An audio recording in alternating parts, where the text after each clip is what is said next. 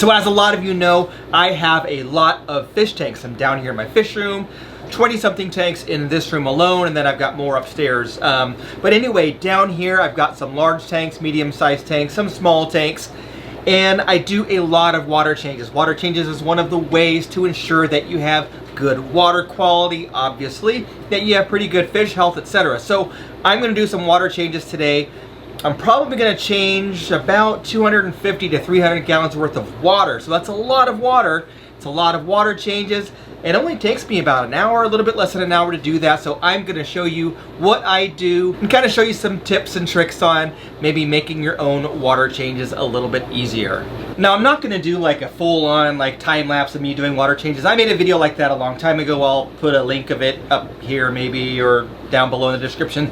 But anyway, I will just kind of take you along, and this will be a lot shorter of a video, just showing you kind of, you know, spots as far as what I'm doing. So first things I'll just talk about a couple things real quick are the tools that I'm going to use. So I like to use pumps. These are submersible pumps, vinyl tubing. I've got a couple of them down here. So I'm going to be pumping water out of the tanks, and then also obviously using siphons. So here is like a DIY siphon that I made. It's basically like some PVC elbows and some PVC tubing, and then connected to a vinyl hose. So you just stick this in the tank. You can kind of set it to where you want it. You can adjust it so you have the right height, whatever you want, right depth, and then you can just dump that right into a large garbage can. And of course, you know, normal gravel vacs, etc. I do have my big garbage can right here, which you guys can't see in the shop, but I'll take some B-roll and put it in here. So anyway, what I'm going to do is I'm going to stick a pump in one of the garbage cans, or the garbage can,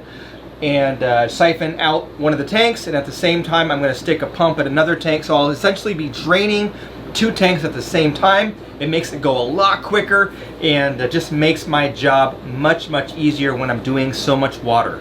So here you can see where I'm draining water out of the tank. I'm using these two siphons. So one, again, is my DIY siphon, one's a gravel vac, and it just quickly drains a tank, and it's just dumping right into this garbage can, and this garbage can is getting pumped into the sink on the other side of this wall. Well, here you can see pumping right into the garbage can. So this tank is just about drained, and the tubing that's from the pumps goes right through the wall. So I drilled a hole in the wall, and that's where the pump hoses go, as well as my return hose. And here you can see it pumps right back out into the sink. At the same time, as I said, the other tank is also draining. So here I have the pump submerged in the 125, and this is also getting pumped into that same sink at the same time. So again, two tanks that are draining at the same time, and I'm not having to carry any buckets or anything like that. So just like that, these two tanks are empty. Well, they're not empty all the way, but they're emptied enough. So in the 125, it looks like I did about 60% or so. So a fair amount of water for 125 gallons, obviously. And then also in the Mbuna tank, we're closer to about, looks like maybe about 70% or so. So anyway, so those two tanks are already drained, and I'm actually already pumping out another tank. So we've got the 90 gallon over here getting drained, and now I can actually start refilling a tank while I'm draining a tank. So that's the great thing about this system that I have set up, is I can refill my fish tanks while I am still draining other ones. So I've got this the garbage can draining still. I've got the 90 gallon draining now, and I'll be working on a few other tanks here shortly. But anyway, I'm going to set up the hose and start refilling, so I'll show you what I do there.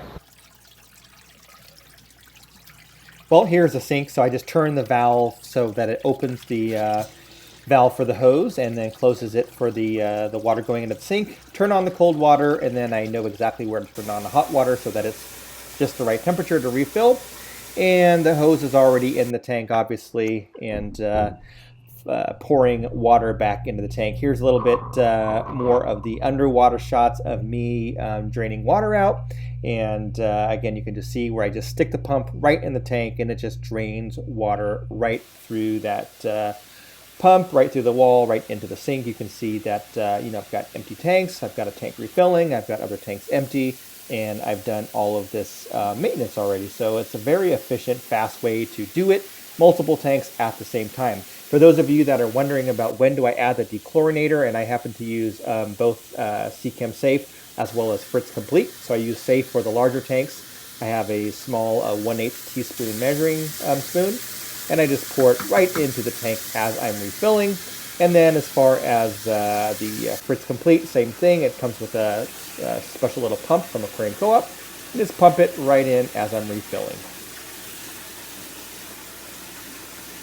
So as you can tell, it's a pretty good system. At least I think it's a good system as far as doing fast water changes, high volume water changes, where you have multiple tanks or a large tank. So able to pump out a lot of water, not having to carry any buckets, not having to do any real physical labor, because that kind of takes the fun out of fish keeping. And then obviously being able to add water very quickly back into the tank. So anyway, one little tip that I do that I've talked about before, but I thought I would share it again, is when after I do a water change, I always write the date of the water change. So today is it's Tuesday night, September 17th.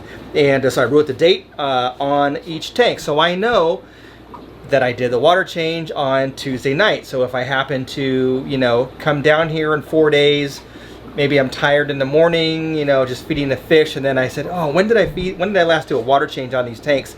I can look at the glass and say, oh, you did it on 9/17, so you should do a water change tomorrow, whatever. So that way I have a good idea what's going on, and it's just a very easy way of keeping track. Before I go, I do want to comment real quickly. I get a lot of comments on my videos. A lot of them get kind of blocked or hidden, waiting for me to approve.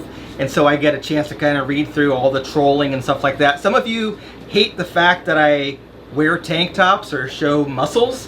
So I'm sorry. Usually when I'm doing these videos, I come straight from the gym into the fish room and I do whatever. So the fact is, you know, this is just how I dress. So for those of you that don't like it, I don't know, keep watching anyway. Or if you do like it, or if you want to learn more about the muscle side, I do have another channel. It's called Life of Zenzo. I will put a link down below in the comments probably, and in the description as well. So go to that channel if you want to see more about the weightlifting side, fitness, etc. But anyway, so for those of you that are hating on me, you don't like the tank tops, I don't know what to tell you. You know, probably 50% of my videos have me in a tank top or workout gear. That's just how it is. So anyway, if you like this video and you're not one of those trolling people, give it a thumbs up, hit that like button.